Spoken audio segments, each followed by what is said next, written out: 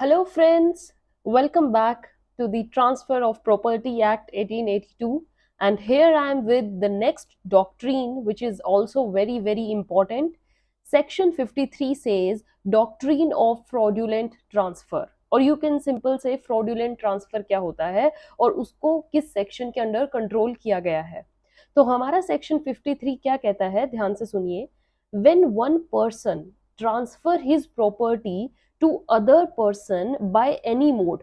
ठीक है, सपोज एक पर्सन दूसरे पर्सन को किसी भी मोड में ट्रांसफर कर रहा है. मोड मीन सेल कर सकता है, गिफ्ट कर सकता है, मोर्टगेज कर सकता है, लीज पर दे सकता है, विद इंटेंशन. लेकिन पीछे उसकी इंटेंशन क्या है कि मेरे पास जो प्रॉपर्टी बचेगी ही नहीं, जो मैंने लोगों का पैसा देना है, तो जब वो मेरे से मांगने आएंगे और मेरे पास कोई प्रॉपर्टी या कोई ऐसी चीज है ही नहीं जिनसे मैं उनका उधार चुका दूं, तो कल वो मुझसे कुछ लेंगे ही नहीं. तो यहाँ पर उसकी इंटेंशन क्या है, क्रेडिटर्स को फ्रॉड करना है, क्रेडिटर्स को एक तरीके से दुत्कारना कह सकते हैं हम. ठीक है ना, उनके साथ धोखा देना. और ये जो ट्रांसफर होता है ये वॉइडेबल होता है किसके पॉइंट ऑफ व्यू से, क्रेडिटर्स. अगर क्रेडिटर डिमांड उठा देगा, इस बात का पता लगा के कोर्ट में प्रूव कर दे कि फ्रॉड के तहत ये प्रॉपर्टी ट्रांसफर की गई है, कि कल हम उससे कुछ भी पैसा ना लें, तो ये ट्रांसफर वॉइडेबल हो जाएगा. राइट बच्चे. सो बेसिकली क्या होता है, every owner of the property has the right to transfer his property as he likes. But transfer जो होना चाहिए वो बोनाफाइड इंटेंशन के उससे होना चाहिए. ट्रांसफर हमेशा बोनाफाइड मीन्स आपके मन में कोई भी गिल्टी इंटेंशन नहीं होनी चाहिए या मेलिशियस इंटेंशन नहीं होनी चाहिए, किसी को धोखा देने की इंटेंशन नहीं होना चाहिए.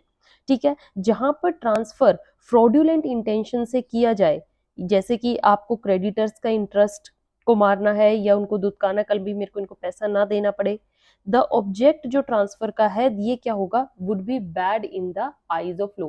जो आपने ट्रांसफर किया बेशक वो वैलिड हो कि हाँ भाई मेरी प्रॉपर्टी थी मैंने दे दी, ये बेशक लॉ सही कहेगा, बट अगर उसके पीछे की इंटेंशन प्रूव हो गई तो इक्विटी स्टैंड्स द लॉ और वो इस ट्रांजैक्शन को वैलिड नहीं मानेगा.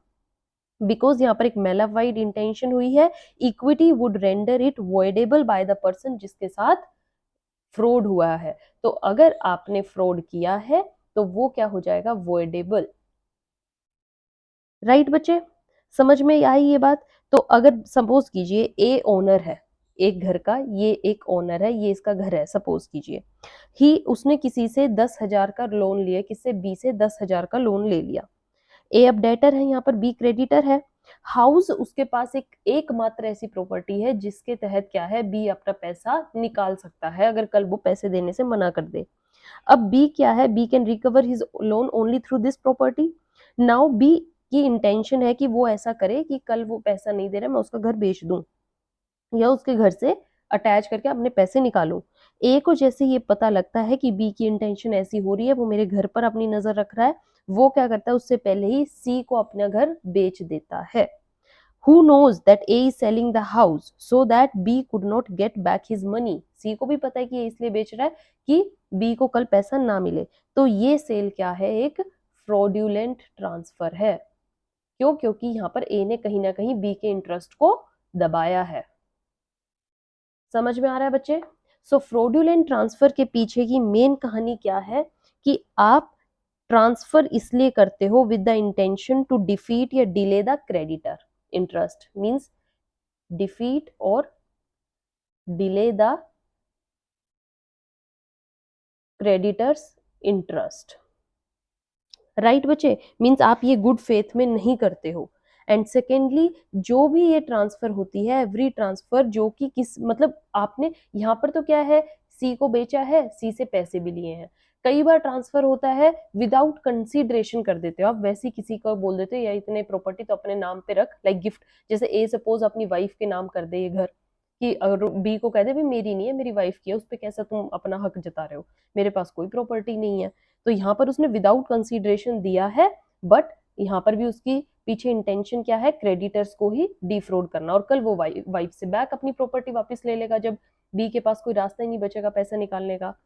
समझ में आया बच्चे. तो ये दो तरीके के ऐसे ट्रांसफर होते हैं जो कि इस डॉक्ट्रीन में लिए गए हैं, और इनको अगर फ्रॉड्यूलेंट बोला गया है तो इसके पीछे फ्रॉड इंटेंशन रही है, और ये इंटेंशन वॉइडेबल होती है, ये ट्रांसफर वॉइडेबल होता है. राइट। सो बेसिकली यहाँ पर क्या बोला गया है, ट्रांसफर इमूवेबल प्रॉपर्टी होनी चाहिए सबसे पहले। I write for you.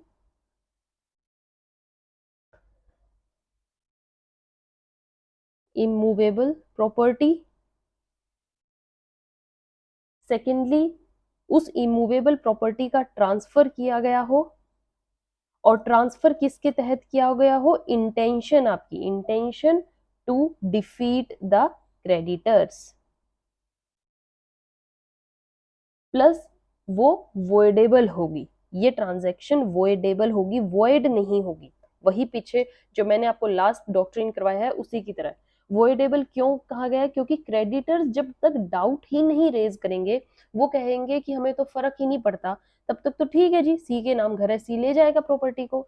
जब उनको खुद ही डाउट रेज करना पड़ेगा, जब वो खुद ही बताएंगे कोर्ट में कि जी ए ने इसलिए किया है क्योंकि वो कल हमें पैसा ना दे पाए, हम उससे पैसा ना ले पाए, वॉइडेबल वो तभी है, तभी आप उसको वॉइडेबल कहेंगे। अगर क्रेडिटर्स कोई ऑब्जेक्शन रेज ही ना करें, जैसे कि कोई सिक्योर्ड क्रेडिटर है, मीन्स उसके पास ऑलरेडी कोई सिक्योरिटी रखी हुई है, तो वो क्यों आके इसको कहेगा, तो ये ट्रांसफर तो फिर वैलिड ही हुआ ना। ये कह देगा मैंने ऑलरेडी आपको, बाय चांस इसने अपनी ज्वेलरी इसको एज अ सिक्योरिटी दे रखी है, तो बी क्यों आएगा वापस, तो सिक्योर्ड क्रेडिटर्स नहीं आते। इसलिए हर तरीके की ये जो इंटेंशन के साथ प्रॉपर्टी जो ट्रांसफर की गई है वो वॉइड नहीं होती है, वॉइडेबल नहीं होती, जब तक कि उसको क्रेडिटर्स उस पर डाउट रेज ना करें। अगर सपोज कीजिए, एक और चीज, अगर क्रेडिटर्स कल को नहीं होते हैं, या उनकी सपोज कीजिए डेथ हो जाती है, तो उनके लीगल हायर्स भी एनफोर्स कर सकते हैं ये राइट। ठीक है, सपोज यहाँ पर बी की डेथ हो जाती है, तो कल बी का सन आके ए के अगेंस्ट ये ऑब्जेक्शन कोर्ट में रेज कर देगा। सो यहाँ पर लीगल हायर्स भी है, क्रेडिटर्स के साथ प्लस लीगल हायर्स भी लिख सकते हैं आप। राइट, समझ में आया। अब एग्जाम्पल लीजिए एक और, जैसे A have date of ₹10 crore. ठीक है, ए के पास डेट है कितने, उसने किसी से ले रखे हैं 10 करोड़, एंड नाउ उसकी प्रॉपर्टी जो उसके पास है, उस प्रॉपर्टी की कीमत है 20 करोड़। ठीक है, अब वो क्या करता है, he sell the property of 5 crore, इस इसमें से उसने बाय चांस कीजिए 5 करोड़ की प्रॉपर्टी किसी को बेच दी।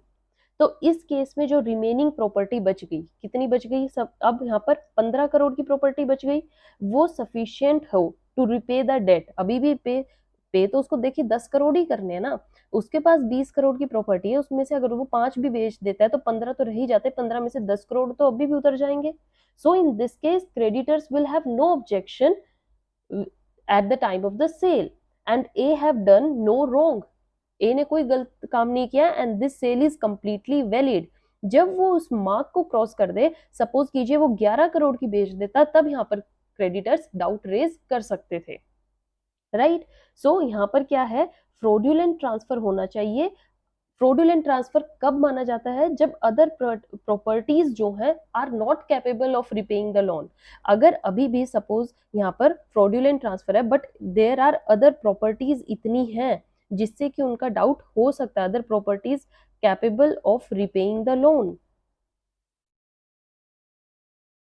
तो ये फ्रॉडुलेंट ट्रांसफर नहीं होता है। राइट, जब अदर प्रॉपर्टीज की कीमत इतनी कम हो जाए जिससे कि लोन उतारना मुश्किल हो जाएगा, तब आप ये फ्रॉडुलेंट ट्रांसफर के डॉक्ट्रिन की डिमांड रेज कर सकते हैं। राइट बच्चे, एक और चीज है इसमें, सपोज ए ने बहुत से क्रेडिटर्स को पैसा देना है।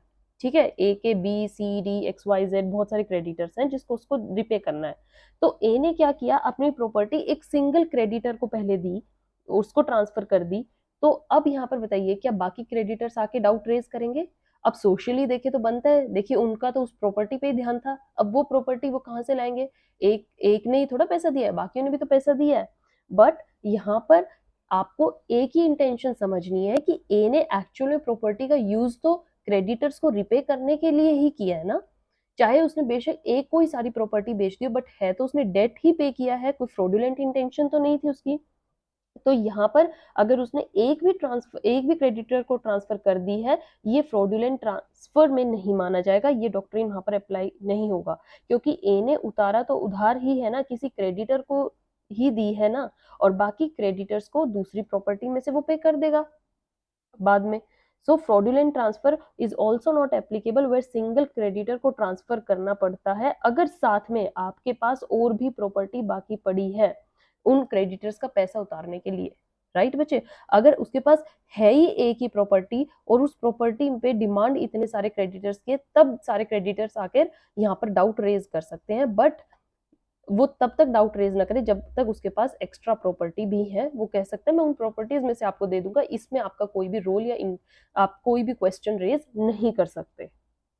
राइट, समझ में आ रहा है बच्चे? सो एसेंशियल कंडीशंस आपको समझ में आ गई। ट्रांसफर इमूवेबल प्रॉपर्टी का होना चाहिए, फ्रॉडुलेंट ट्रांसफर होना चाहिए, मींस आपका ट्रांसफर इसलिए हो कि आप क्रेडिटर्स के इंटरेस्ट को डिफीट या डिले करना चाह रहे हैं। अगर आप एक ही क्रेडिटर्स को प्रेफर कर रहे हैं ओवर द अदर्स तो आपके पास बाकी प्रॉपर्टी जरूर होनी चाहिए जिससे आप उनको भी पे कर सको बाद में।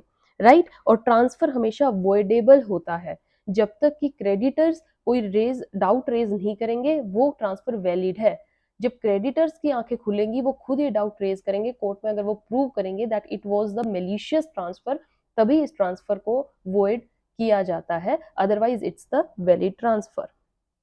ओके, नेक्स्ट थिंग इज, अब मैंने आपको जो बताया कि कई बार विदाउट कंसिडरेशन आप किसी को दे देते हैं। सपोज कीजिए ए ने ट्रांसफर कर दी प्रॉपर्टी किसको, वाइफ को, किस इंटेंशन से कि कल अगर क्रेडिटर्स उसे पैसा लेने आते हैं या उसको जिसको पैसा देना है तो ये ट्रांसफर वॉइडेबल, ये दिखाने के लिए कि भी मेरे पास तो है नहीं ये property and so I have given to this person. So ये भी आपकी फ्रॉडुलेंट के दायरे में ही आती है और यहाँ पर भी क्रेडिटर ऑब्जेक्शन कर सकते हैं। तो आप चाहे विदाउट कंसिडरेशन करें या विद कंसिडरेशन, अगर क्रेडिटर्स का इंटरेस्ट जा रहा है तो वो डाउट रेज करेंगे ही करेंगे। राइट बच्चे, नेक्स्ट, अगर सपोज कीजिए अब जैसे यहाँ पर ए ने कई क्रेडिटर्स का पैसा देना था और उसके पास प्रॉपर्टी थी एक ही और उसने एक ही क्रेडिटर को पे करी, अब बाकी तो रेज करेंगे डाउट, यस, क्योंकि औरों के पास और प्रॉपर्टी तो बची नहीं जिससे वो कलेक्ट करें। तो सपोज एक भी जाके अगर कोर्ट में डाउट रेज करता है तो वो बाकी क्रेडिटर्स को रिप्रेजेंट कर सकता है इन अ सिंगल सूट। सो इसमें क्या कहा गया, डॉक्ट्रिन ऑफ फ्रॉडुलेंट ट्रांसफर में जो सूट रिप्रेजेंट होता है कोर्ट में by creditor, so that is a representative suit, means वो बाकी क्रेडिटर्स को भी रिप्रेजेंट कर सकता है इन द सेम सूट। ये किस लिए, to protect the debtor from multiplicity of suit, सब मिलकर आ जाए एक ही डेटर के खिलाफ कि भाई इसने मेरा भी देना मेरा भी देना। सो यस, अगर आपसे कल क्वेश्चन पीटीएम पूछा जाए क्या ये एक रिप्रेजेंटेटिव सूट हो सकता है, यस, कंप्लीटली हो सकता है। ओके, देन क्रेडिटर्स को एक और चीज है, प्रॉपर्टी को अटैच करना पड़ेगा। ठीक है, वो अपना सूट रेज करते हैं तो उस प्रॉपर्टी को अटैच भी जरूर करें। They may do it by attaching the property that is transfer. And here in this doctrine section 53 का जो मेन एम है वो क्या है, दैट बर्डन ऑफ प्रूफ जो है that lies on the creditors always to show that transfer was made to defeat और delay their interest. When they have proved it, तभी ये डाउट या ये जो सूट होता है ये हियर होता है। So main burden of proof किस पर रहता है, क्रेडिटर्स पर। Okay, so this is about section 53. I hope you understood what this whole section says about what is this doctrine and what is the principle behind this। और ये हमारे इस act की ब्यूटी है कि यहाँ पर हम हर तरीके के ट्रांसफर को कैलकुलेट करने वाले हैं। अगर किसी का रियल में इंटरेस्ट हार्म होता है तो उनके पास एक सोल्यूशन है to go in the court and raise their doubt until that transfer is valid. लेकिन अगर आपने डाउट रेज कर दिया तो वो वॉइडेबल हो जाएगा। With this, the session is over and wait for the next one. Till then, have a good day. Thank you.